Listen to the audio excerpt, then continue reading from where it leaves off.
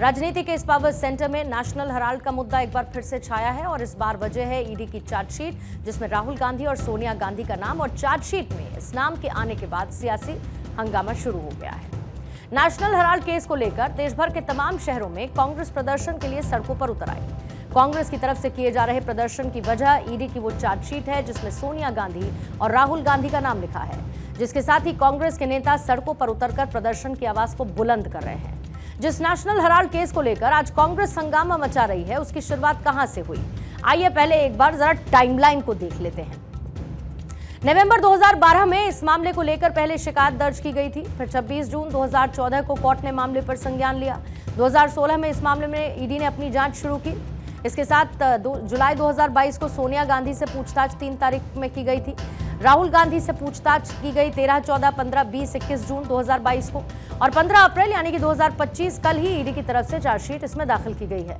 अब इस मामले की अगली सुनवाई 25 अप्रैल 2025 को होने वाली है। ईडी की चार्जशीट दाखिल होने के बाद से कांग्रेस ने इस मुद्दे पर मोर्चा खोल दिया। देश के तमाम अलग अलग शहरों में कांग्रेस के नेता कार्यकर्ता सड़क पर उतरकर प्रदर्शन कर रहे हैं, क्योंकि कांग्रेस का यह कहना है कि ईडी की मदद से विपक्ष को परेशान किया जा रहा है। अदालत में लड़ाई जिस एजेंसी के जरिए पहुंचाई गई है, उसकी जो पूरी मंशा है वो सिर्फ और सिर्फ विपक्ष को प्रताड़ित करने की है। भारतीय जनता पार्टी चाहती है कि विपक्ष को पूरी तरह से कुचल दिया जाए, उनके संसाधन तोड़ दिए जाएं, उनके नेताओं का मनोबल तोड़ दिया जाए। ये गांधी परिवार है जिसने इस देश के लिए न जाने कितनी कुर्बानियां दी हैं। आप गांधी परिवार पे आरोप लगाते हैं, वो एक गांधी परिवार वो परिवार है जिसने अपनी निजी संपत्तियां इस देश के लिए दान कर दी हैं। आप उस पर इस तरह के आरोप लगाते हैं, ये बहुत शर्मनाक है। ईडी की तरफ से दायर की गई चार्जशीट में सोनिया गांधी के साथ साथ राहुल गांधी का भी नाम है, और क्या क्या बड़ी बातें हैं इसमें। इस चार्जशीट में ईडी ने राहुल, सोनिया, जैसा कि मैंने बताया, साथ ही सैम पित्रोदा समेत कुल मिलाकर 7 लोगों को आरोपी बनाया गया। इसके मुताबिक सोनिया गांधी और राहुल गांधी ने 2000 करोड़ रुपए की प्रॉपर्टी पर कब्जा कर लिया। यह प्रॉपर्टी नेशनल हेराल्ड अखबार की थी। आरोप यह है कि 440 करोड़ रुपए के इनकम टैक्स की चोरी की गई। जिस कंपनी ने नेशनल हेराल्ड की संपत्ति पर कब्जा किया, उस यंग इंडिया लिमिटेड कंपनी के 76% शेयर राहुल और सोनिया गांधी के पास है।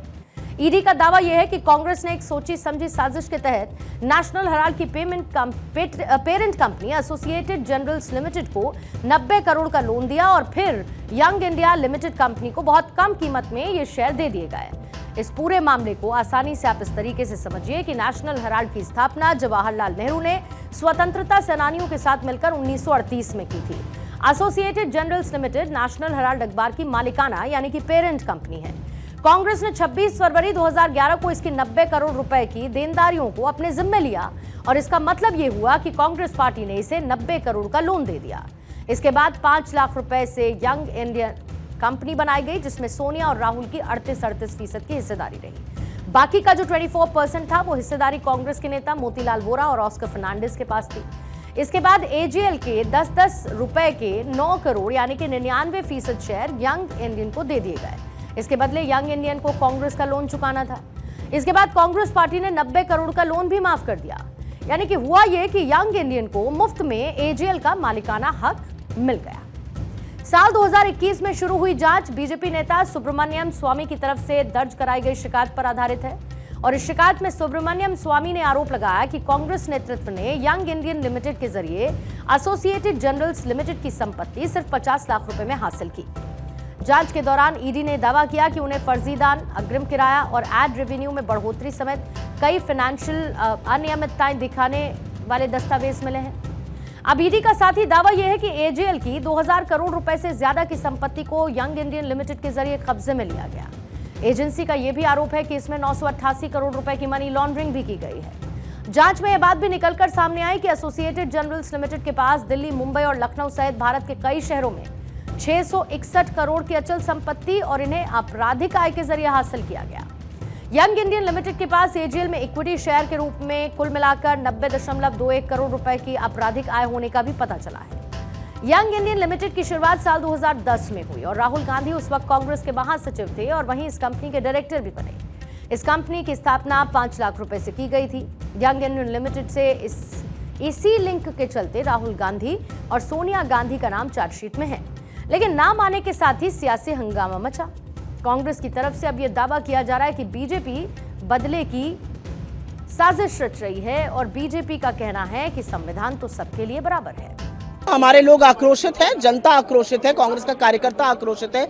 एक 12 साल के फर्जी केस में आपको 365वें दिन याद आया चार्जशीट दायर करने के लिए। चार्जशीट में आपने मनी लॉन्ड्रिंग का केस लगाया है। उस केस में जहां पर एक पैसे का लेन देन नहीं हुआ, एक एसेट ट्रांसफर नहीं हुआ। उस केस में जहां पर यंग इंडियन एक नॉट फॉर प्रॉफिट कंपनी है जो कि सेक्शन 25 के अंतर्गत है, वो अपने किसी शेयर होल्डर को एक नए पैसे का मुनाफा, सैलरी, डिविडेंड कुछ नहीं दे सकता है। एक ऐसे केस में एजेएल जो नेशनल हेराल्ड छापता था, उसके खिलाफ आप ये कर रहे हैं। बाबा साहब डॉक्टर भीमराव अंबेडकर जी का संविधान और देश का कानून देश के 140 करोड़ लोगों के लिए बराबर है। नेशनल हेराल्ड मामले में एक बड़ा भ्रष्टाचार हुआ था, बड़ा घोटाला हुआ था, और उस भ्रष्टाचार की जांच जब कांग्रेस की ही सरकार थी देश में तब शुरू हुई थी। और आज अगर ईडी कोई कार्रवाई कर रही है तो पूरा कांग्रेस कुनबा गांधी परिवार को बचाने के लिए ऐसे बयानबाजी कर रहा है जैसे वह देश के संविधान से ऊपर हो गए, देश के कानून से ऊपर हो गए, देश की अदालत से ऊपर हो गए। जांच एजेंसियों को अपना काम करना है। और सिर्फ दिल्ली ही नहीं बल्कि देश के और भी शहरों में नेशनल हेराल्ड केस की वजह से छिड़े हुए संग्राम का असर दिखने लगा। चार्जशीट दाखिल होने के बाद देश की आर्थिक राजधानी यानी कि मुंबई में भी कुछ पोस्टर्स लगे और इस पोस्टर में महाराष्ट्र के मुख्यमंत्री देवेंद्र फडणवीस से एजेएल और नेशनल हेराल्ड बुलडोज एक्शन की मांग की गई। पोस्टर लगाने वाले विश्वबंधु राय का कहना है कि एजेएल संपत्ति भ्रष्टाचार की स्मारक है और इसे तोड़कर समाज को प्रेरणा देने वाली स्मारक बननी चाहिए।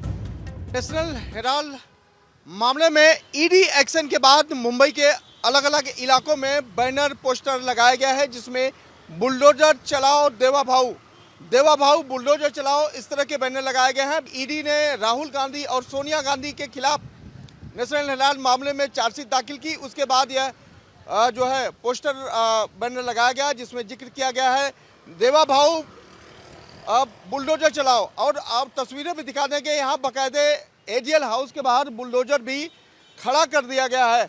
तो अंदाजा लगाइए कि भारतीय जनता पार्टी पूरी एक्शन मोड में दिखाई दे रही है और यह मांग कर रही है कि नेशनल हेराल्ड मामले में एजेएल हाउस के ऊपर बुलडोजर चलना चाहिए, जिसमें योगी आदित्यनाथ का भी जिक्र किया गया है। बुलडोजर के साथ उनकी तस्वीरें लगाई गई है और उन तस्वीरों को नीचे में सीधे तौर पर लिखा गया है कि देवा भाऊ बुलडोजर चलाओ। भारतीय जनता पार्टी ने यह पोस्टर बैनर लगाकर बता दिया कि किस तरह से ईडी का एक्शन जो है अब नेशनल हेराल्ड मामले में कांग्रेस के तमाम नेताओं के ऊपर होने वाले हैं और पोस्टर लगाकर जो है बुलडोजर चलाने की भी मांग की गई है।